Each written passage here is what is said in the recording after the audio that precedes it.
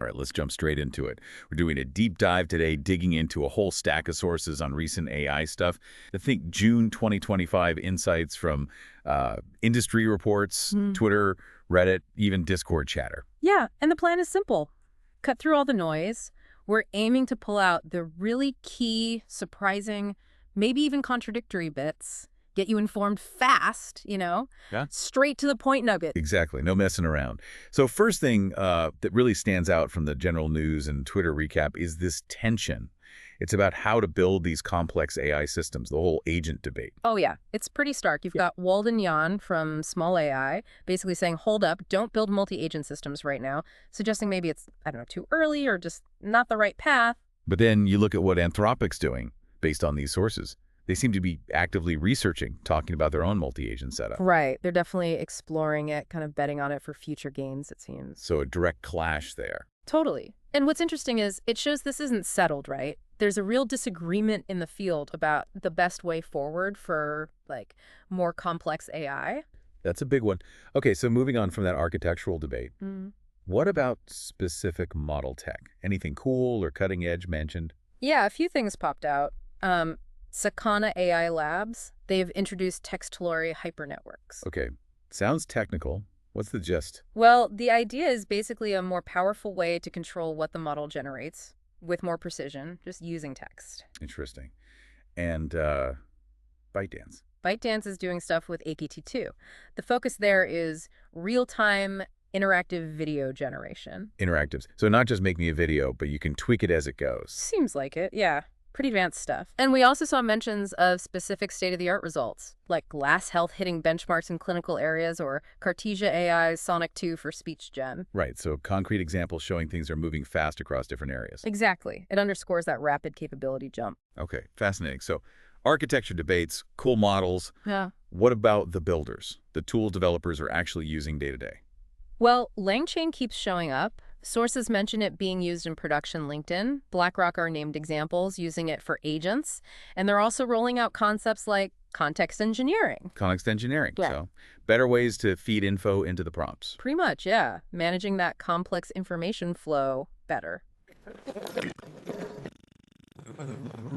Features that seem really useful for agents. Things like structured artifact memory. Helping agents remember stuff across chats. Basically, yeah. And also improving document parsing llama parse presets, making it easier to ingest documents. Good practical stuff. Any smaller tools getting attention? Aider got a mention. Apparently works well, especially with smaller models, which is interesting.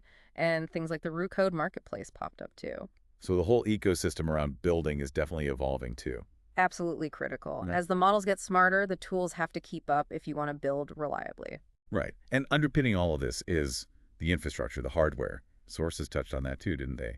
Some tensions there as well. Definitely. That recent Google Cloud outage was mentioned, hit a bunch of AI services. Yeah, that highlights the dependency, doesn't Yeah, it? for sure. And then there's the constant AMD versus NVIDIA battle. AMD's making moves with hardware, like the MI355 chip But the challenge for them? is software, right? The sources really stress that AMD needs a much stronger software stack, that whole ecosystem, to really compete with NVIDIA's CUD dominance. Yeah, that seems to be the recurring theme. And it's not just the massive GPUs either. There's growing talk about small, local, on-device models. Some people are even calling it universal basic intelligence. Tools like MLXLM or SMALM2 were mentioned for enabling this. Interesting shift. Okay, finally, outside the pure tech, what was the buzz in the community, like on Reddit, Discord, places like that? Perplexity got quite a bit of attention. Their ambition seems huge, trying to challenge the Bloomberg terminal. Wow, really? With what? New products like Perplexity Finance and Comet, aiming squarely at that high-value financial data market. It's a bold move. Definitely bold.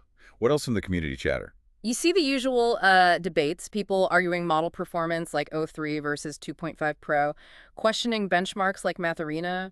Some interesting discussions on bias evaluation when models get very specific, realistic details. And you even get user reports, like rumors of a tester version of an open-weight OpenAI model floating around. Who knows if that's real, but it's being discussed. And any other undercurrents? Yeah, a bit of maybe skepticism towards some of the newer AI safety pushes. And always lots of talk about optimizing hardware VRAM management cost, using tools like torch.compile. Okay, so pulling all these different threads together, the agent debate, the model tech, tools, hardware wars, community buzz. What's the big takeaway from these June sources? I mean, it just paints a picture of a field moving incredibly fast, right, on every single level. It's not just the models getting better. It's how we think about building with them, the tools we use, the hardware, and how everyone's trying to make sense of it all, sometimes with these really conflicting ideas popping up at the same time. Yeah, the sources really give you those specific data points showing just how dynamic it all is. Yeah. So this deep dive, the goal was really to give you that quick hit, the key insights from this snapshot of AI in June 2025. Straight to the important stuff. Exactly. So here's a final thought for you to chew on. We've seen these fundamental disagreements, like on agent architectures, and this fierce competition down at the hardware level. How do you think these big debates and battles are going to shape what comes next in AI? Which approaches actually win out in the end? And what does that mean for all of us?